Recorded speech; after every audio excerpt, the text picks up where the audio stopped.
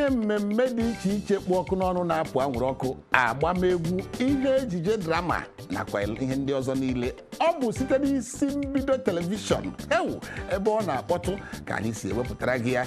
Ngwa, oge eruola maka ihe mmemme ọzọ. Nke a bụ nke mkpụmkpụ, anyị na-akpọ ya ilu Igbo na nkọwa ya. Aha m bụ Chidiebere Ụgbọaja.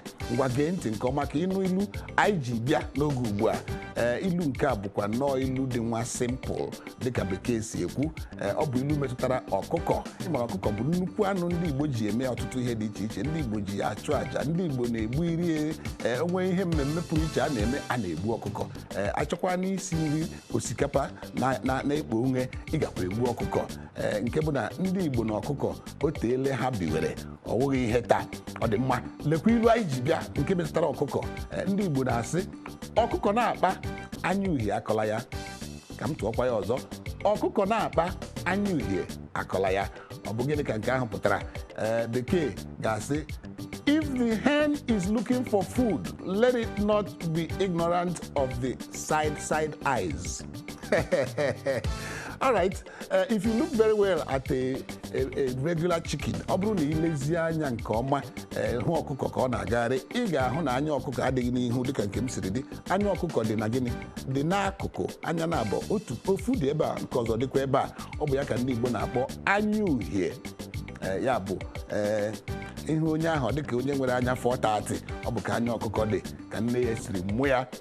Ndị Igbo si ọ na-akpa ọkụkọ na-akpa nri. O nweghị ihe ọzọ ọkụkọ na-arụ n'ụwa na-abụghị ịkpa nri. Biko anya uhie akọkwala ya. Nke bụ ọ na-aga ogologo na-aga n'ihu, ọ na-ele anya n'akụkụ, maka na ọ bụ n'akụkụ ka ọ ga-ahụ ma idide, ma ụkpana, ma ahụhụ, ma osikapa, ma ihe niile dị iche iche, ma agwa. Ụmụ ihe niile ọkụkọ na-eri ọ na-atụrụ. Chetakwa na ọkụkọ si na ya lakpuru ụra, abụghị na gịnị mere na ụra na-atụ ya, ọ bụ na gịnị? Ọ bụ na chi ejiele maka ịkpa nri. Ọkụkọ na-akpa anya uhie akọkwala ya. Ọ bụ ilu a na-atụrụ onye ọbụla. Ọ bụrụ na ị laa ụlọ hụchaa nne gị na nna gị, chọwazie ịlaghachi azụ, ọ dịkịrị ị na-agụ akwụkwọ ma ọ bụ ebe ị na-arụ ọrụ, ebe ibi, nna gị akpọọ gị sị gị, nwa m ga-ekwentị. Ọkụkọ na-akpa anya uhie akọkwala ya. Dịkwa gịnị? Dị nke ahụ bekee na-akpọ careful. Be careful. Don't overlook small things.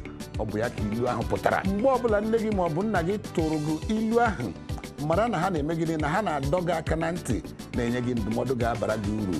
Biko nwa m, ndị na-agụ akwụkwọ, ndị na-azụ ahịa, ndị na-arụ ọrụ oyibo, ewekwala aka azụ. Ọkụkọ na-akpa anya uhie akọkwala ya.